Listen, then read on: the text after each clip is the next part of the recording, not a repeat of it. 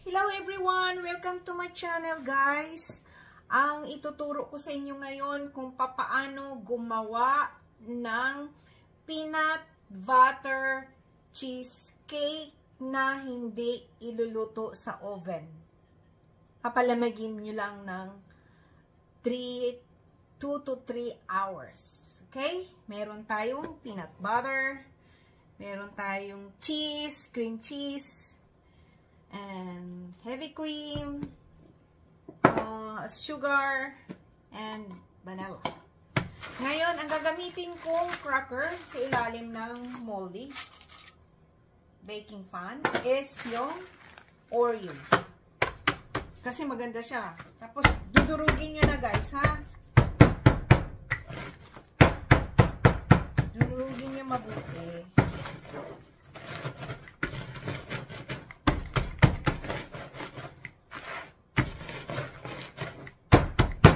Powder to guys, ha.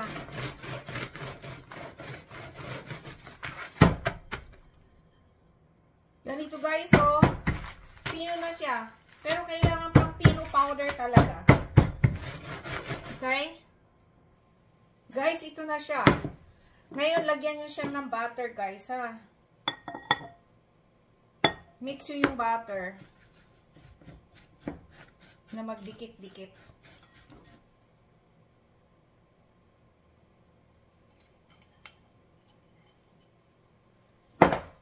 3 tablespoon ng butter. I-melt nyo.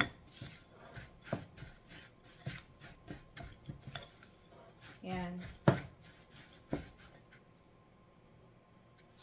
Nga pala guys, yung ginamit ko na Oreo na cookies is 10 bilog. Okay? Tapos lagyan nyo sa moldy. Tapos i-spread nyo. Spread yung ganyan.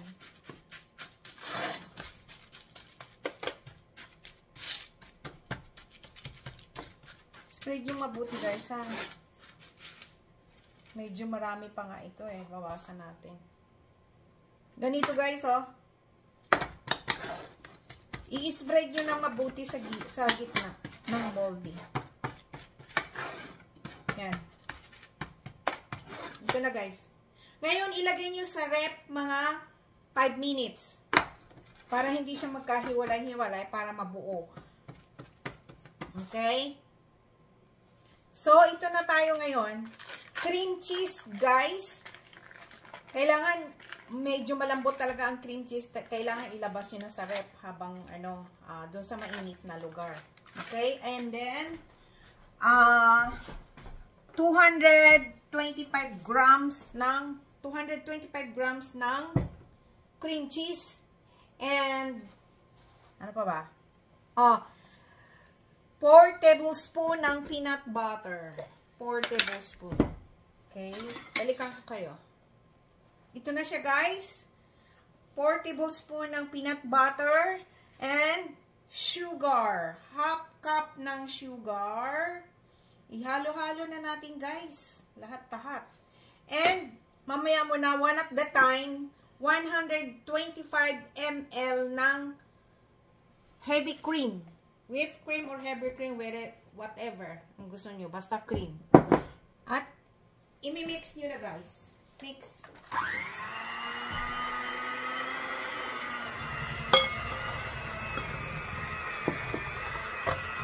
Mix nyo mabuti ha.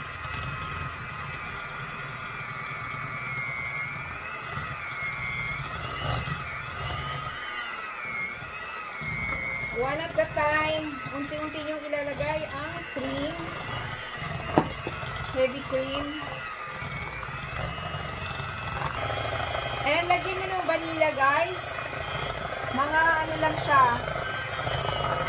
half teaspoon ng vanilla essence. Yan o. Nag-ano na siya o. Nag-milk na siya. O nag-ano na siya o. Nag-hiwalay-hiwalay na.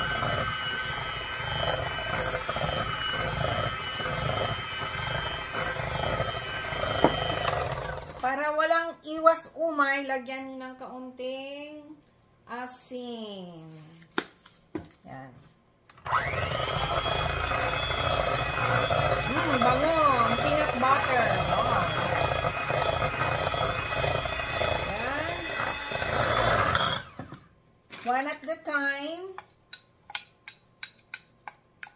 unti-unti nyo ang ilalagay ang heavy cream.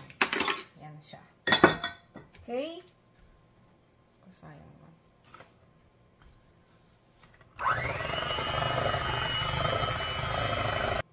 Linis-linisin nyo guys ha. Kasi yung gilid na ano yung nandyan pa yung heavy cream sa gilid. Yung talagang malinis na malinis siya.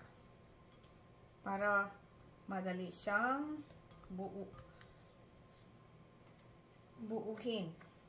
Okay, wait lang.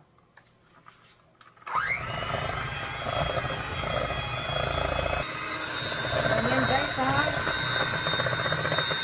Paglinisan nyo para yung gilid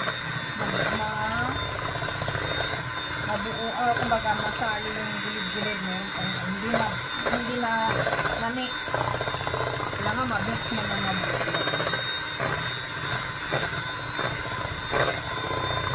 Okay.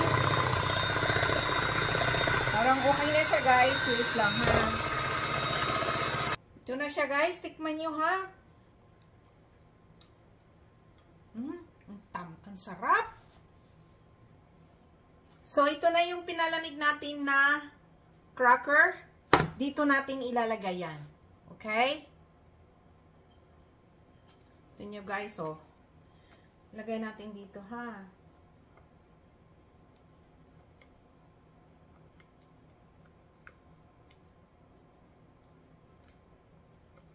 Hindi na yan i-oven. Ano na kasi, walang itlog yan, eh. Okay? Tapos, i-spread yung ganyan. Ito na, guys, oh.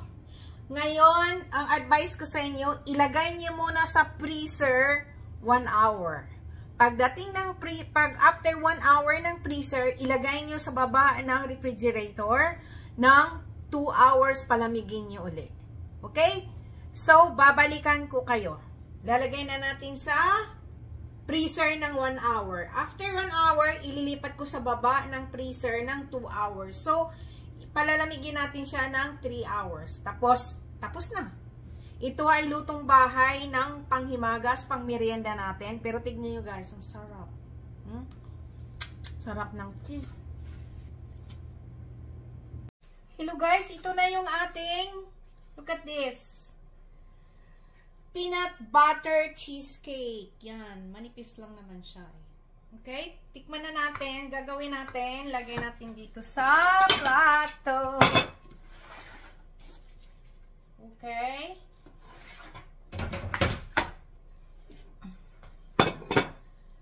Here we go.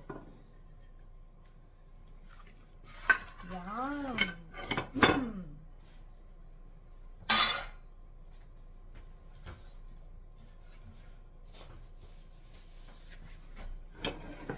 Tignan natin guys, ha?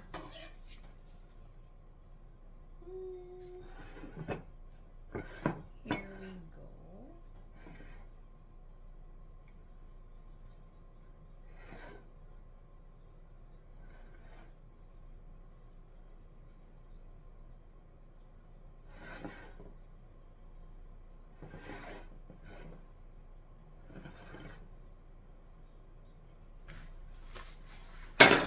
Tapos, lagyan natin ng caramel sa ibabaw, guys.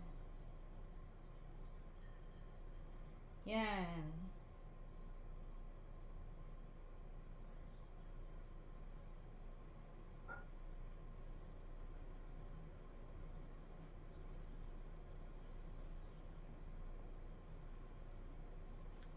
Yan na po, guys. Ito na ang ating peanut butter cheesecake. Let me try.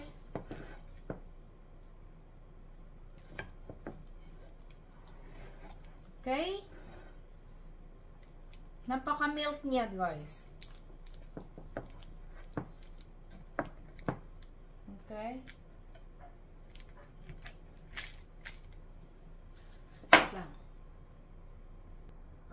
Guys, ito na siya. Finished product. Yan. Yan na siya. Okay? Yan na siya. Yan. Ito ang ating finished product, guys. Yan. na siya, guys. Diba? Wow, sarap. Yan. Yan. Thank you for watching. Please subscribe, like, and share. And i-click nyo na rin notification bell para palagi kayong updated sa aking mga bagong video. Bye! God bless all. Tikman natin, napaka-creamy.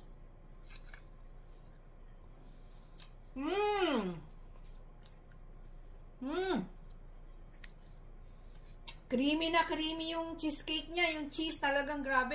Tsaka yung peanut butter pinaghalo.